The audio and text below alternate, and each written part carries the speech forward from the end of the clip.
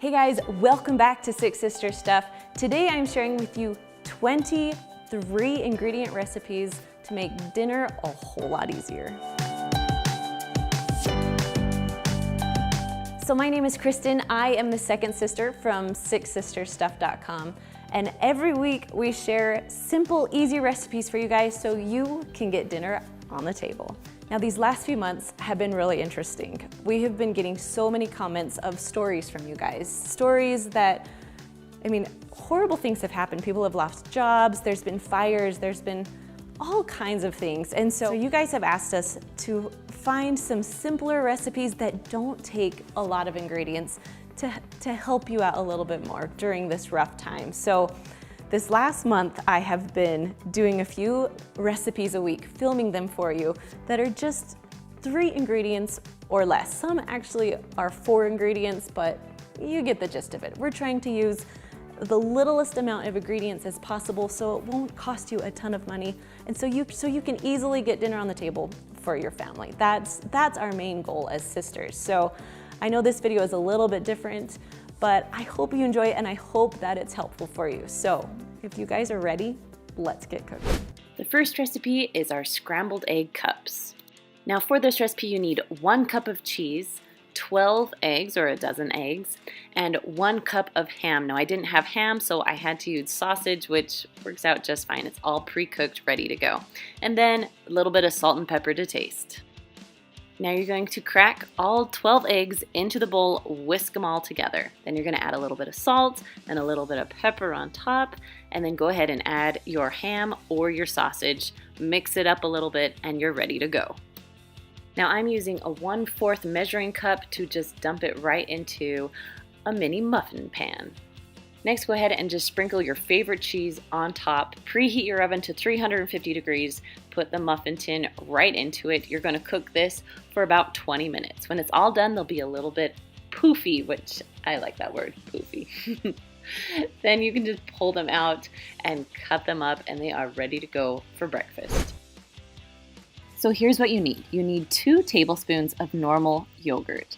Then I like to add sweetened condensed milk, so I'm adding 14 ounces of sweetened condensed milk. You don't have to add this. You can just do yogurt and milk if you want, but it gives it a little more flavor. Then we're using Fairlife whole extra filtered milk. The extra filtered is very important, and this is a 1/2 gallon. Then you need an Instant Pot that has a yogurt function. And that's it. That's all you need for this recipe. So first I'm going to pour a little bit of milk in, maybe about a 1/2 cup of milk, and then I'm going to put my sweetened condensed milk right on top of it. Now you want to get a whisk and you want to mix this in really well. It's really thick, so the better you whisk, the better it will be. So once it's all mixed in, it's time to add the rest of your milk. So go ahead and just pour it all in. Next you're going to add 2 tablespoons of just normal yogurt. It's the plain kind. It's not vanilla, it's no flavors, just the plain yogurt, and 2 tablespoons. All right, those are all your ingredients. Now it's just time to whisk it all together. Now you want to make sure you get the yogurt chunks because you don't want big chunks in your yogurt while it cooks. You want it completely smooth. Now you can put your Instant Pot lid on it, take the sealing lid off, or I just put a plate on top of my Instant Pot. So now you're going to push the yogurt button. You want to make sure that when you push the yogurt button, you want normal. You don't want less, you don't want more, you just want normal pressure. You want this to cook for the 8 hours. So if the 8 hours shows up on your Instant Pot, you are correct. Then it will actually start counting up instead of counting down when using the yogurt function. Now when it's all done, it will say yogurt. That means it's time to take your plate or lid off and see how it is. Now this is still really hot, but I just want to show you the texture of this. This is thick and creamy and perfect. So I'm going to put a paper towel on top and then just any type of lid or saran wrap or anything like that so it can store in your fridge. Now I stored mine overnight, and in the morning I woke up, I actually had to flip my lid so it would fit in the fridge, but took off my paper towel so it can get all of the moisture, and it is perfectly cold, delicious yogurt. Now right now this yogurt is really, really thick, but the more that you play with it and stir it around, It will break up the proteins and it will be able to be a lot more smooth. Today I'm just serving mine with a little bit of granola and a few blueberries on top. I like to use the fresh blueberries, but if I run out, then I like to use frozen. Our next 3-ingredient main dish is Dr. Pepper pulled pork. You need 12 ounces of Dr. Pepper, a jar of your favorite barbecue sauce, and a 3-pound pork roast. And just a little salt and pepper to taste. Go ahead and put your roast in the bottom of an Instant Pot. You're going to add a little bit of salt and pepper on top just to give it a little bit of flavoring. Then on top of that, you're going to add 12 ounces of Dr. Pepper. I'm kind of just eyeballing it because you don't have to get it exact. You just need somewhere around a can or 12 ounces. And go ahead and dump on a whole jar of your favorite barbecue sauce. Go ahead and put the lid on. Make sure that the lid is on nice and secure. If you have a little knob, make sure you turn it to sealing. And I am going to cook this for about an hour and 30 minutes because it is so big and a little frozen inside. Yes, we want to make sure it's cooked. When it's all done cooking, you can release the pressure and go ahead and take the lid off. Now you can serve this on buns or even on top of salad. However you like to serve it, it's going to taste amazing. Now the side dish for this one is our 3-ingredient avocado salad. I love this because you just need 2 avocados, a little bit of little tomatoes, and then a jar of artichokes. Go ahead and chop up your tomatoes. I like to make them into small bite-sized pieces. Then go ahead and dump those into your serving bowl. Next, we're going to cut up the avocados. I also like to cut these into small bite-sized pieces because you don't want a huge bite of avocado and nothing else. Next, we're going to chop up some artichokes, depending on how many you like. This is a large jar of artichokes. I'm cutting up about half of them. Now for a little bit more flavor, I like to add a little bit of the liquid that artichokes were sitting in and then just mix it up. This recipe is my go-to side dish. The next recipe I'm making is Instant Pot ribs. Now don't be intimidated by these, they really are so easy. So first I'm going to add a lot of salt on top of my ribs and then a little bit of pepper. Next you're going to grab some apple juice and pour about a cup to a cup and a half into your pot. Now this is your liquid, so you'll be able to get the pressure. Now, my Instant Pot is a 6-quart and the ribs I'm using are beef ribs, so they're actually a lot bigger. But if you're using pork ribs, you can put them in your Instant Pot just like this in any size of Instant Pot. But because my ribs are so big, they don't fit that way, so I'm going to show you how I put them in. So first you're just going to cut them right down the middle. Try not to cut the bone and try and make the meat as even on both sides if you can. As soon as you're done cutting them, you're going to put them inside the Instant Pot, one on top of the other. Then put on your lid, make sure you seal it tight, and always make sure it's on sealing so it will work. Then you're going to press your meat stew button and go all the way down to 25. Now I let this recipe do a slow release, meaning I let it release on its own. So now I'm just going to check, yep, there's no pressure, so I'm going to open it up. And the smell of these things are amazing. So I'm going to take some tongs, pull them out, and put them on a lined cookie sheet. I lined it with foil, so my cleanup is going to be a breeze. Before your Instant Pot is done cooking, go ahead and preheat your oven to broil. So it'll be about 550 degrees or broil. Now before we broil these, we're going to spread some barbecue sauce on them so they'll be caramelized, I guess, in barbecue sauce. So I just did a few squirts of barbecue sauce.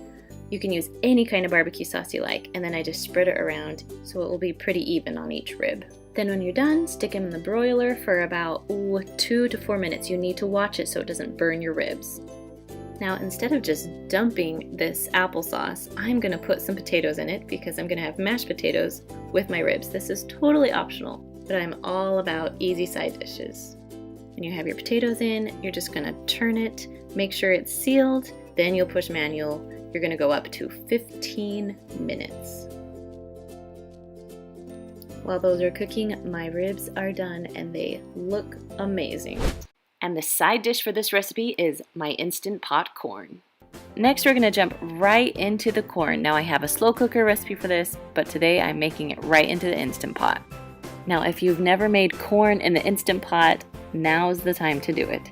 You don't have to watch it, you don't have to wait for it. So I took 1 cup of water and I threw 4 ears of corn on. You could add probably 1 more in a 6-quart Instant Pot. Now if you're using a 3-quart one, go ahead and split the corn in half. If you're using an 8-quart, you can add more corn if you want. All right, we're gonna close the lid and put it on sealing. And now for my favorite part, because it really doesn't take a lot of time, I'm gonna push manual and go all the way down to 5 minutes. Now, once it's done, I do a quick release so I can eat my corn faster. But if you do need to wait a little bit, it is fine just to sit in the Instant Pot until dinner is ready. So I take my lid off and my corn is perfectly done. The next main dish is barbecue salmon. You're first going to start by lining a pan or cookie sheet with foil. It makes it a whole lot easier to clean up. Then you're going to add your salmon onto the foil, skin side down.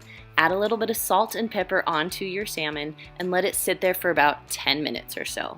Next, you're going to pour on your favorite barbecue sauce. Then make sure you spread it around so it's covering the salmon pretty evenly. Now you're going to take your salmon, make sure your oven is preheated to 400 degrees, and you're going to cook it for about 20 to 30 minutes depending on how thick your salmon is. When it's done, it will smell amazing and the barbecue sauce will be like a delicious glaze on top. Now just a quick note, I would suggest getting fresh salmon from the deli, not frozen. Frozen just does not taste very good. I'll just be honest with you.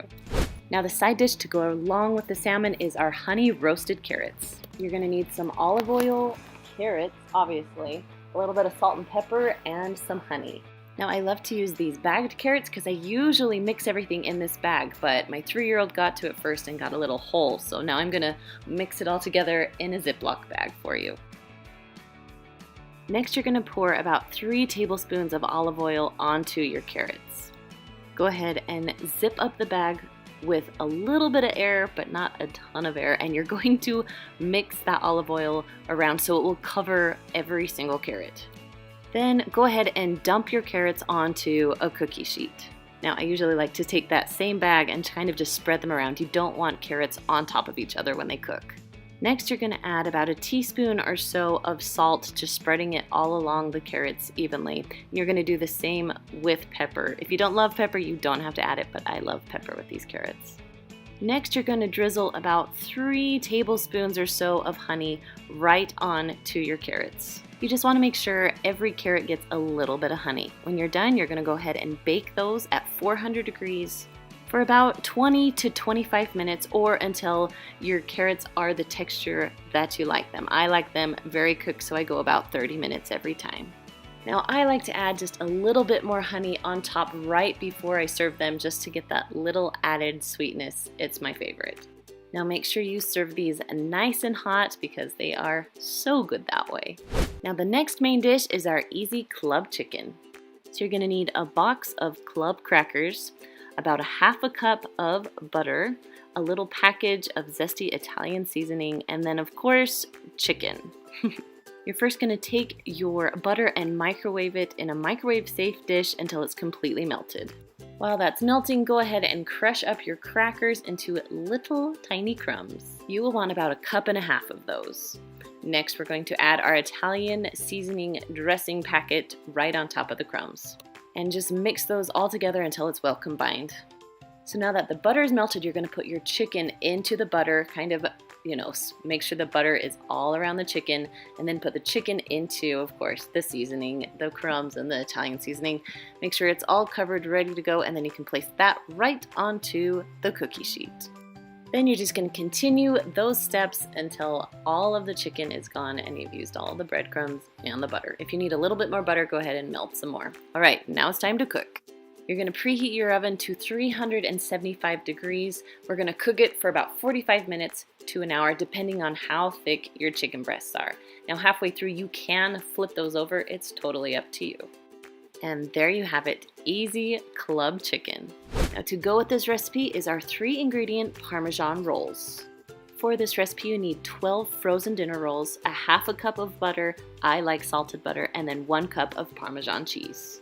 Now I microwaved my butter in a microwave safe bowl, and we're going to dip the frozen roll, it's totally frozen, into the butter. Mix it around a little bit, then you're gonna go straight into the Parmesan. Mix it. If you need to press Parmesan onto it, you can. Then you're going to put it into a 9x13 pan that has been sprayed with non-stick cooking spray.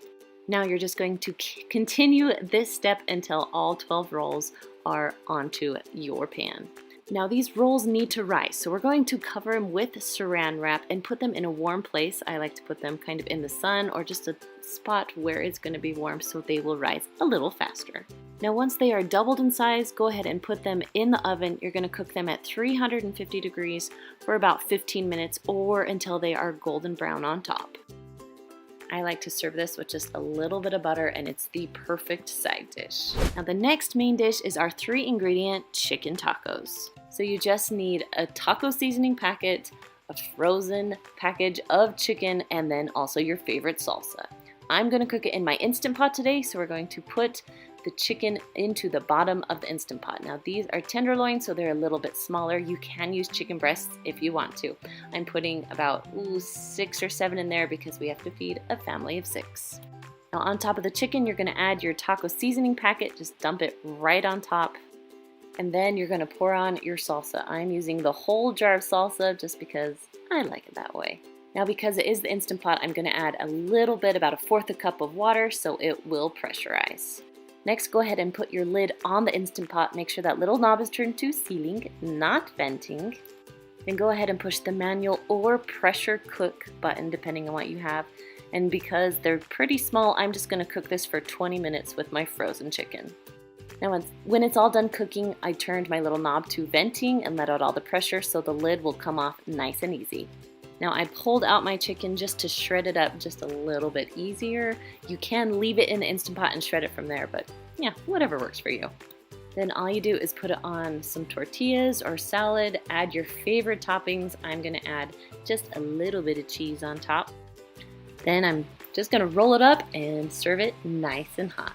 The side dish to go with this recipe is our cauliflower Spanish rice. So all you need is a jar of your favorite salsa, some ground chicken or turkey, depending on what you like, and then also some riced cauliflower. I like to get the frozen kind. Now you're gonna start by putting your turkey or chicken into a skillet and you're going to cook it up. Now, if you've never heard me talk about the chop stir, this is one of my most favorite kitchen items. I'll put a link in the description for you. It is amazing. Now, once your meat has started to brown just a little bit, you can go ahead and add your cauliflower rice onto it. It's still frozen. I am just cooking it just from frozen, just like this. Then mix it around until your meat is all the way cooked and your cauliflower rice is nice and soft. Once everything is cooked, it's now time to add the salsa. So I'm adding 1 jar, about 16 ounces of just your favorite salsa. Then just mix that in until everything is nice and well combined. And that is all there is to it. One of my most simplest recipes, but also one of my favorites. The next recipe is sweet and tangy meatballs. You can make this in your Instant Pot or slow cooker. We're gonna do the Instant Pot today. So you're gonna take a package of frozen meatballs and pour it into the bottom of your Instant Pot. Next, you're gonna add a can of chili sauce and about 1/2 jar of your favorite grape jelly. That's all there is to this. Now I am gonna pour a little bit of water in my chili sauce and get the sides just to give it a little more liquid and to get the sides of the chili sauce. Go ahead and put your lid on, make sure the little knob is turned to sealing. Then you're gonna push the pressure cook button and meatballs only cook for 7 minutes. Once it beeps, you can just walk away. Now once it's done, you can turn the knob or press the knob to venting so you can release your lid safely once all the pressure is out. Now my husband loves to eat these over rice, but my kids love to eat them just with a toothpick.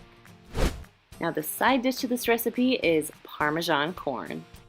For this recipe, you need a package of ranch dressing, 1/2 cup of Parmesan, shredded Parmesan, 2 tablespoons of butter, and then 3 cups of either frozen corn or fresh corn. Now to make my life a little easier, I am using frozen corn today, so I'm just gonna add 3 cups into a microwave-safe bowl. Now my packaging said to add a little bit of water and microwave it for about 5 minutes until the corn is cooked through. So do what the package tells you to do. Next, you're gonna add your 2 tablespoons of butter. Now, if you have a little bit of water left over, go ahead and dump that out before you mix in your butter. Now once your butter is melted, we're gonna let it sit for a few minutes just to cool down. Then we're gonna add 1 tablespoon of your ranch dressing and then add the Parmesan. Now if it's really, really hot, your Parmesan's gonna stick together, so that's why it's important to let your corn cool just a little bit before you start mixing in all the rest of the ingredients. I'm telling you, once you have this corn, you won't go back to just plain corn ever again. Now our next main dish is our avocado chicken salad. Now I use some bakery rolls, a little bit of salt and pepper, avocados, and then a rotisserie chicken. First, you're going to slice your avocados into cubes or small pieces just to make it easier to blend it up. So small pieces is a must when you're making this. Then you're gonna add a little bit of salt and a little bit of pepper. You can kind of taste test, see how you like it. You can always add more later if you need more. Next, I'm just gonna smash all the avocados up with a fork. You can use a blender if you want, but I feel like I waste some on the side, so I am using a fork today. Next, you're gonna take your rotisserie chicken, whether you cut it or tear it up, it doesn't matter. You just want bite-sized pieces and you're putting them into the bowl. Once you have about a cup to a cup and a half of chicken, go ahead and mix your chicken and avocados together. Now, the thing that makes this recipe even more amazing is serving it on delicious bakery buns. This is one of my most favorite go-to recipes when I have not a lot of food in the kitchen. This is what we make. Now the side dish to this recipe is baked zucchini fries. So for this recipe you need some small crumbled Parmesan cheese, 2 eggs, 3 zucchinis, and then some Italian panko breadcrumbs. Now you want to cut up your zucchini so they're about the size of normal fries. Now if you have foil, you want to line a cookie sheet with foil. It will make your cleanup so much better. So now I need 2 containers for my mixture. So I'm using cake pans. We're gonna put 2 eggs in one, mix it up really good. And in the other pan, we're gonna add about a half a cup of the panko crumbs and then about 1/4 cup of the Parmesan. Then just mix that up until it's well combined. Now it's time to put it all together. So I have my zucchini all cut up, ready to go. So you're gonna take a few pieces, I did a few pieces at one time, and just kind of mix them around in the egg mixture. Then you're just gonna put it right over into the crumbs, panko crumbs, breadcrumbs, yeah, that's what it's called. The panko and Parmesan, and then just put it right onto your cookie sheet. Then just do the same thing with all of the zucchini. And when you are all done, it is time to bake. So we are going to preheat the oven to 425 degrees. We are going to cook these for about 10 to 12 minutes until they are nice and baked.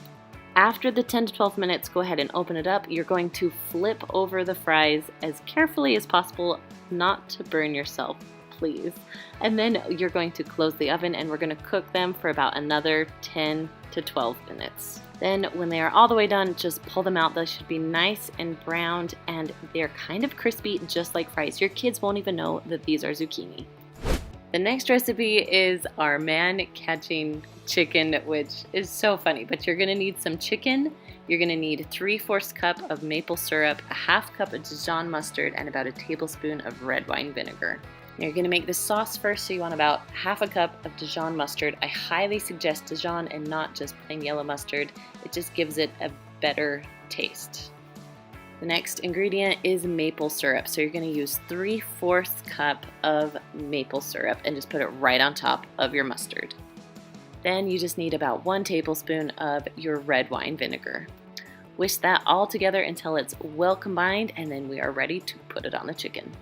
I took a 9x13 pan and just lined up my chicken. Then I just poured on my delicious mixture. Go ahead and preheat your oven to 425 degrees. Now because my chicken is thick, I'm gonna cook about 15 minutes, then flip it over and cook another 15 minutes. If you have thick chicken, I would cook it for 20 minutes and then flip it for another 20 minutes. Now once your chicken is all the way done, go ahead and pull it out. Now after I plate the chicken, I also like to pour a little bit of the sauce on top. Now the perfect side dish for this recipe is Instant Pot green beans. All right, next recipe, we're going to make some beans. So I have 2 tablespoons of butter, 1 cup of water, 1 pound of green beans, and then on top of the green beans, I'm gonna add just a little bit, like a teaspoon of garlic. And go ahead and put your lid on, make sure it's all the way tight. You're gonna turn it again to sealing so it will pressurize. and you're gonna go all the way down to 5 minutes. Now I cook mine for 5 and they're really well done. You can even do 2 minutes and they'll still be good. Now when it shows the L, that means that the timer is done and you're ready to let the steam out. So that's called a quick release. So I turn the little knob. Once all the pressure is out, my lid will come off and my beans are ready to go. So all I have to do is mix them around a little bit. Now one of my favorite things is when the garlic pressurizes, it kind of pressurizes the garlic flavor into all of the beans. It's one of my most favorite things to make. So these beans are done and we are all ready to serve. So I like to serve them in just a serving dish, individual bowls, however you like to do it. Next recipe is our pepperoni pizza rolls. Now all you're gonna need is mozzarella cheese, some pizza crust, and some pizza sauce. I'm gonna start by rolling out my dough and spreading it out a little bit because we need to make rolls here. So we need to spread it out pretty thin so it will cook evenly. Now just to give it a little bit more flavor, I'm adding a little bit of garlic salt and just a little bit of Italian seasoning on top of the pizza crust. Next I'm gonna add about 1 cup to 1.5 cups of mozzarella cheese. Then you wanna make sure that you spread the cheese all around pretty evenly. Okay, now it's time to make our pizza rolls, so we have to carefully roll the dough with the cheese inside of it. Now, there are ends here. I'm gonna cut off both ends, but I am still gonna use those because they will work just fine. Okay, next you're gonna cut about 1-inch pieces or rolls and then just carefully place them on a cookie sheet. I would also suggest spraying your cookie sheet with cooking spray just so they will come off a little easier. Now, once you're all done making them, go ahead and take the pan. You're gonna cook it in your oven at 425 degrees for about 10 to 12 minutes. Now, when they're all done, they should be nice and golden brown on top. And the best part is just dipping them in your favorite marinara sauce. Now, the perfect side dish for this is our simple green salad. So all you need is some chopped romaine salad, a really good poppy seed dressing, I love Panera's, and then just a can of mandarin oranges. Now I like to make this with individual servings, so I add my salad, added some dressing, and then on top you're just gonna add a little bit of mandarin oranges. I love that you can throw it together in literally a matter of minutes. All right, you guys, if you love this video, make sure to give it a big thumbs up and comment down below what is your favorite recipe that you've made from Six Sisters. And I will see you guys next week. Bye.